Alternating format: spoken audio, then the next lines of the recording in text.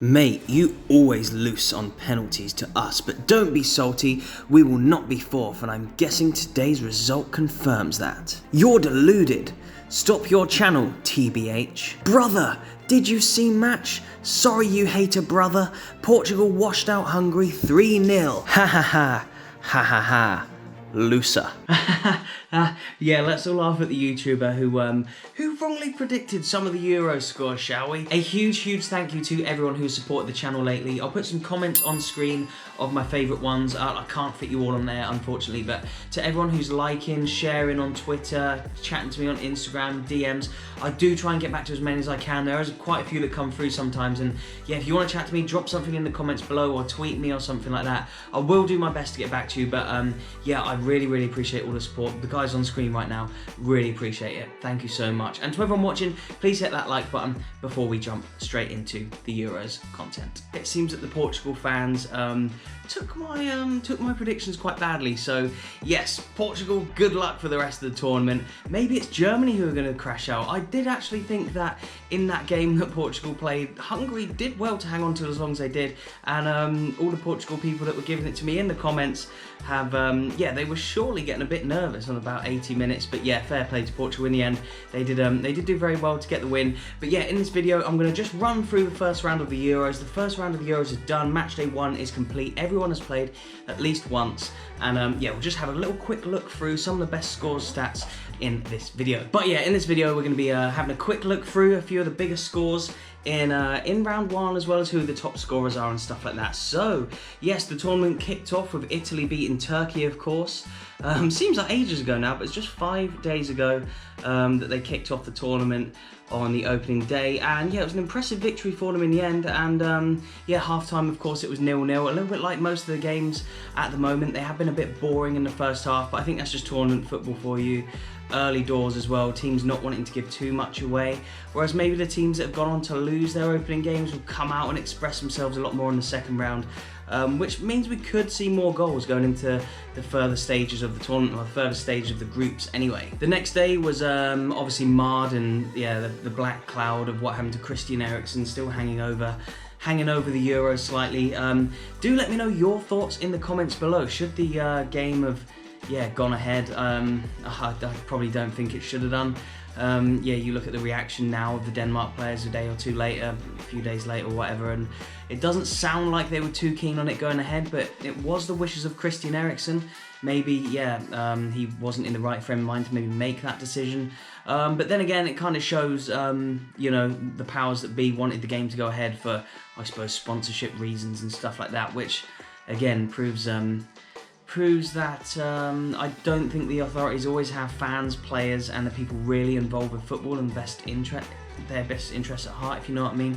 I think there's money to be made for UEFA, and they don't want anything to get in the way of those games. But yeah, on that same day, Wales drew with Switzerland. Of course, Finland beat Denmark that day when they came and resumed the game, and Belgium beat Russia 3-0, absolutely smashed them, and yeah, looking strong for the tournament. Lukaku, of course, looking good for the Golden Boot as well, with a couple of goals in that game. The next day, England, of course, beat Croatia 1-0, and yeah, it's probably the most boring game of the day, despite the fact in my predictions video, I said that the group next up in that game after England would be the most boring. But it was Austria who beat Macedonia 3-1 in an enthralling game, and then Holland who beat Ukraine 3-2 in what has probably been the best game of the tournament so far.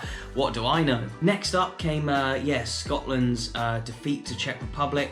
And there was a lot of optimism outside Hampden Park, as you may have seen from my video, from fans who were expecting maybe a tight win, but a win in any case. What do you think the score's going to be today? 2-0. 2-0 Scotland. Score prediction? 2-1 Scotland. And? 2-0 for Scotland. Nice, good luck lads. What do you think the score's going to be today?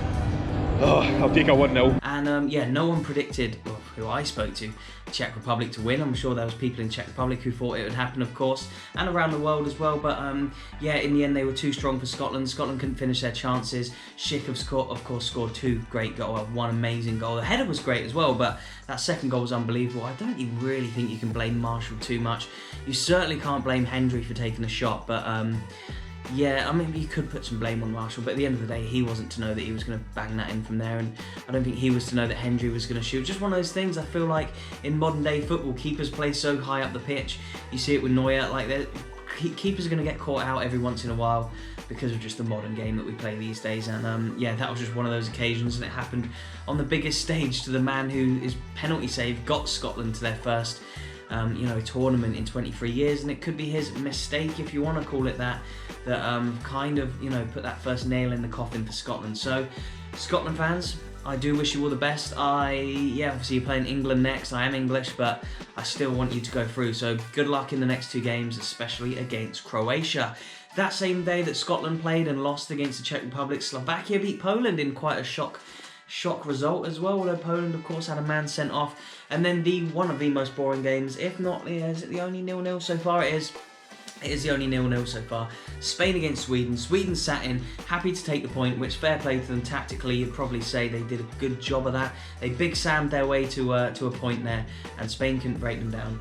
And yeah, they go into the next round of games with a point each. And then yesterday, to wrap up the first round of matches, and where I got the most abuse. So yeah, again, predictions videos are only a bit of fun. They're not to be taken too seriously. It's not like anything I say happens in the real world anyway when it comes to results and stuff. So yeah, don't worry about it. But yeah, I was actually really impressed by Hungary. I thought they did well. They obviously had a goal disallowed as well, kind of before Portugal scored. They were well offside, and actually Ronaldo's goal looked a bit offside.